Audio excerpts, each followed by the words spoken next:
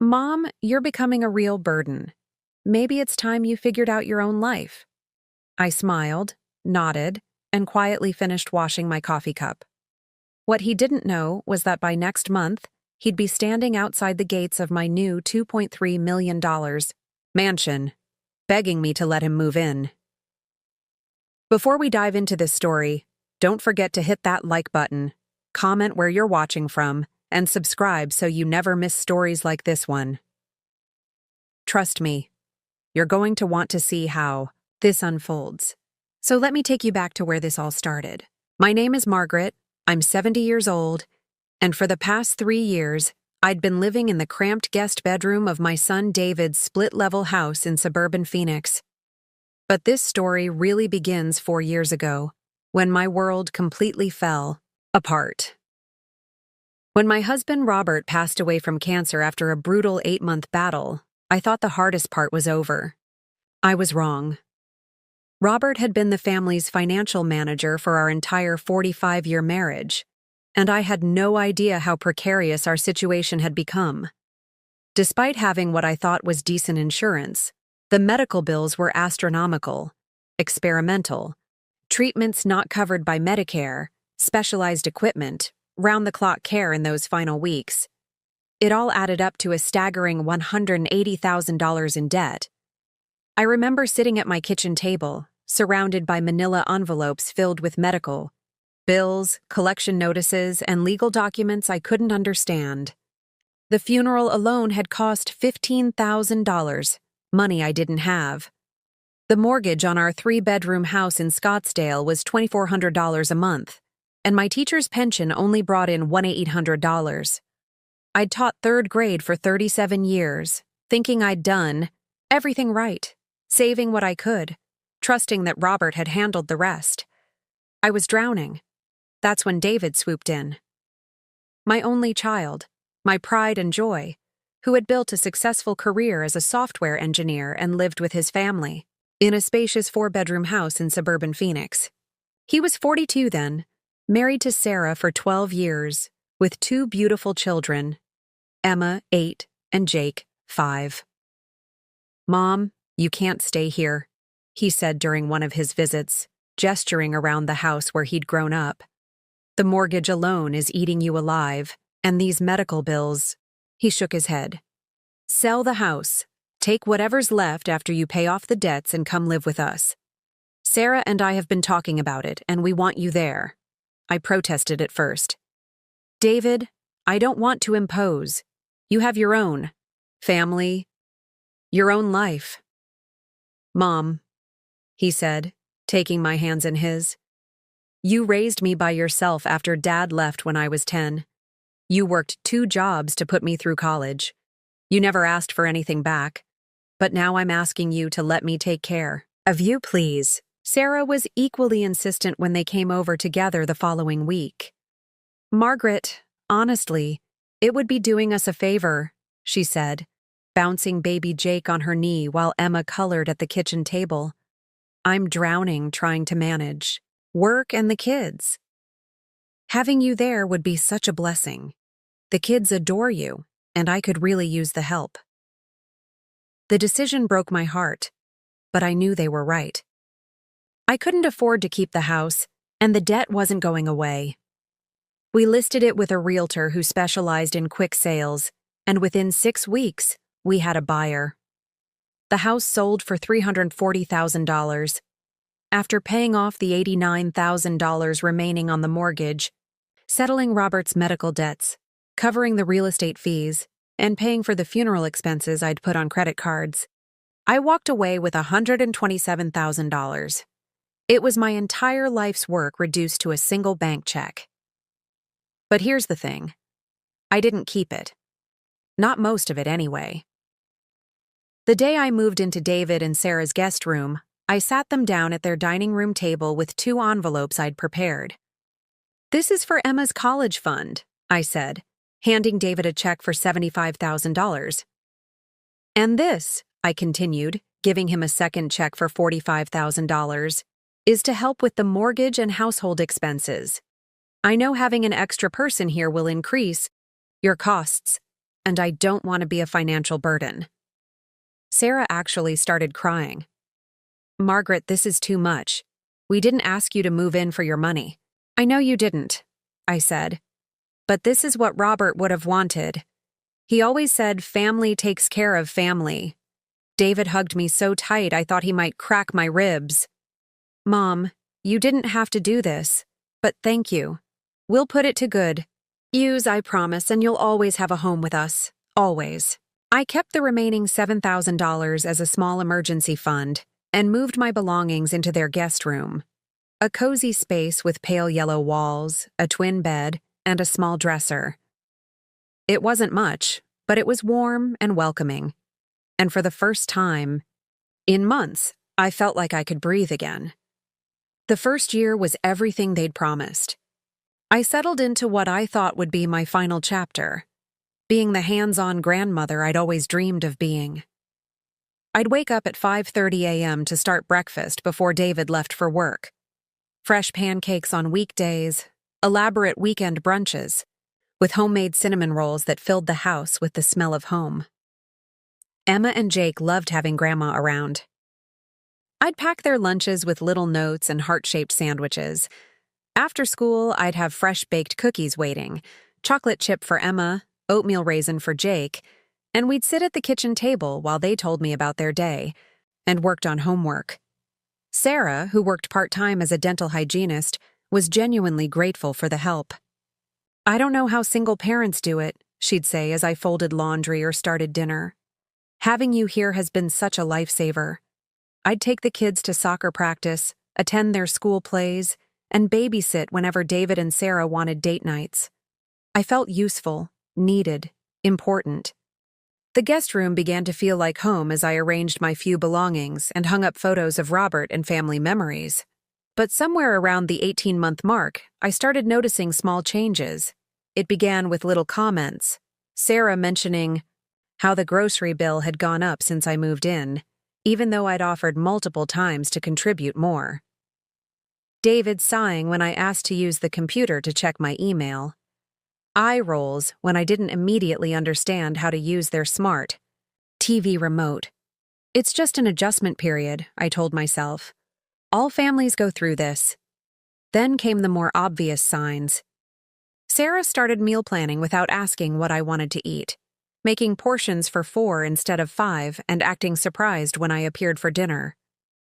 "Oh, Margaret, I didn't realize you'd be eating with us tonight," she'd say, even though I ate with them every night.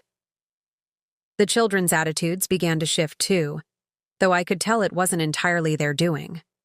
Emma, who used to run to hug me when she got home from school, started going straight to her room. When I'd knock and ask if she wanted help with homework, she'd say, "Mom said I should be more independent." Jake, my sweet little Jake, who used to climb into my lap for bedtime stories, began saying he was too old for grandma stories. He was 6. David became increasingly distant. Our morning coffee chats, where we'd discuss his work or the kids' school activities, dwindled to polite nods as he rushed out the door. When I'd try to join conversations about weekend plans or family decisions, I'd get responses like, "We'll figure it out," or "Don't worry about it, Mom." The breaking point came during Emma's 9th birthday party. I'd spent weeks planning special activities and had secretly ordered her favorite chocolate cake from the bakery where Robert used to get my birthday cakes. I'd saved up from my tiny personal allowance to buy her a beautiful art set I'd seen her admiring at the store. But when the day arrived, Sarah had already planned everything. Different cake, different activities, and when Emma opened my gift, Sarah said, "Oh, how nice. You can put that in your closet with your other art supplies."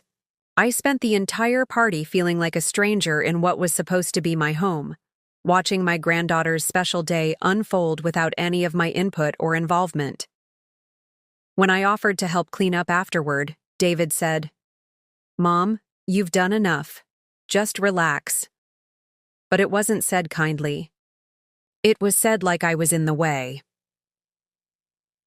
That night, lying in my twin bed staring at the ceiling, I realized something had fundamentally shifted. I wasn't a beloved family member anymore. I was becoming a burden they were too polite to acknowledge. The cow signs had been there for months, but I'd been too hopeful, too grateful, too determined to make it work to see them clearly. The shorter conversations, the excluded planning, the way they'd lower their voices when I entered a room, then smile too brightly and change the subject. I was 67 years old, had given them most of my life savings, had devoted the last year and a half to helping raise their children and manage their household, and somehow I had become the problem. But I didn't say anything. Not yet. I just lay there in the dark, listening to the house settle around me, and started to wonder what Robert would have advised me to do.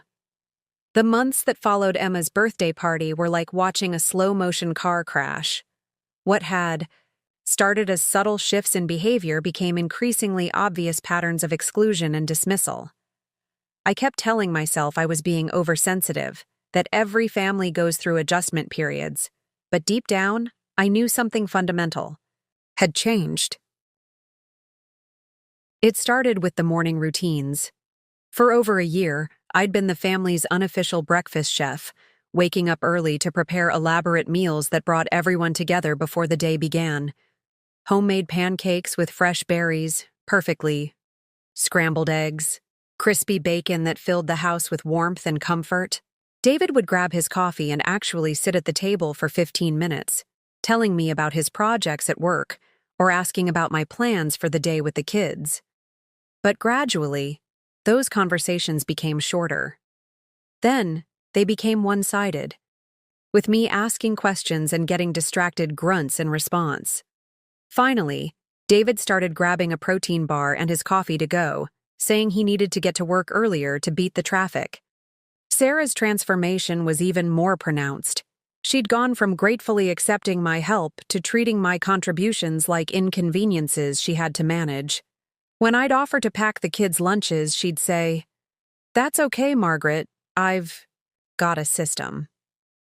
When I'd start dinner preparations, she'd walk into the kitchen and rearrange everything I'd laid out, explaining that she was trying to eat healthier or that the kids were going through a picky phase. The most painful changes involved my grandchildren.